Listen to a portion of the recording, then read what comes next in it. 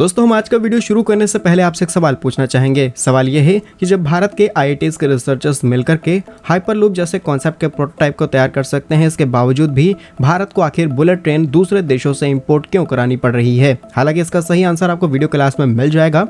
लेकिन यदि आपको आंसर पता है तो कमेंट्स में जरूर बताइएगा। जहां आज की इंपॉर्टेंट खबर यह है कि जोधपुर मंडल राजस्थान के अंदर एक ऐसे रेलवे ट्रैक को बना करके तैयार किया जा चुका है जहां पर हम हाई स्पीड ट्रेनों का परीक्षण कर सकते हैं। और ये प्रोजेक्ट सुनने में जितना ही ज्यादा छोटा है, इससे भी ज्यादा बड़े काम का होने वाला है, क्योंकि इस नए ट्रैक के ऊपर हम भारत की आने वाली जितनी भी नई सेमी हाई स्पीड ट्रेन है, बुलेट ट्रेन और कई प्रकार की एडवांस ट्रेन है, इन्हीं ट्रैक्स पर टेस्ट किया जाएगा। तो भारत के राजस्थान में 64 यानी कि 64 किलोमीटर के एक लंबे रेलवे ट्रैक को बना करके तैयार किया जा रहा है, जिसमें 220 से लेकर के 250 किलोमीटर प्रति घंटे की रफ्तार से चलने वाली जितनी भी ट्रेनें हैं, इनका परीक्षण किया जाएगा। इसे करीब 800 करोड़ रुपए की लागत से तैयार किया जा रहा है, जिसके पहले फेज पर तो काम शुरू हो चुका है और बाकी के बचे हुए फेज पर जल्द ही काम शुरू किया जाएगा। इस पर सबसे पहले बुलेट ट्रेन की टेस्टिंग की जाएगी, जिसे खासकर मुंबई और अहमदाबाद के बीच में चलाया जाना है, जो कि करीब 500 किलोमीटर का स्पेशल कॉरिडोर है। और यही कुछ इंपॉर्टेंट टेक्नोलॉजीज है जिसके वजह से भारत के अंदर बुलेट ट्रेन प्रोजेक्ट काफी ज्यादा डिले हुआ है, क्योंकि भारत में बुलेट ट्रेन जापान से आएगी और यहाँ के वेदर कंडीशन के हिसाब से उसे प्रॉपर टेस्ट किया जाना जरूरी है, ताकि भविष्य में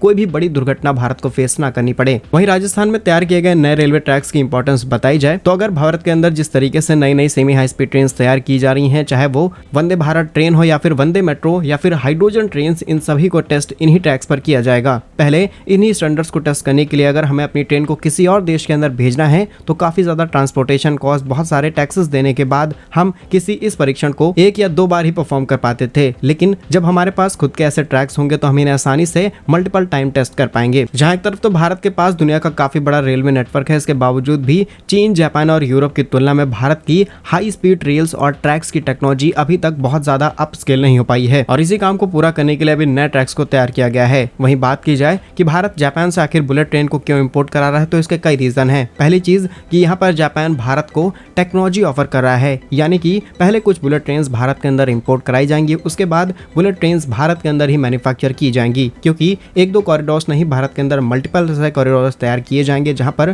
बुलेट ट्रेन रन कराई जाएगी। इसके अलावा स्टैंडर्ड क्वालिटी और सेफ्टी को ध्यान में रखते हुए हम ट्रेन को इंपोर्ट करा रहे हैं, वहीं सिमिलर कंडीशंस के हिसाब से। और सबसे बड़ा फैक्टर की कॉस्ट हमें बेहद ही कम देखने को मिली है जो ट्रेन जापान से आने वाली हैं, और टेक्नोलॉजी ट्रांसफर के बाद तो ऑलरेडी भारत इन्हें बनाने में माहिर हो जाएगा। आपके हिसाब से भारत का ये फैसला सही है या फिर गलत, कमेंट्स अपने जरूर लिखिए। भारत के ऐसे ही वीडियोस पाने के लिए वीडियो को लाइक और चैनल को सब्सक्राइब जरूर कीजिए। वंदे मातरम, भारत माता की जय।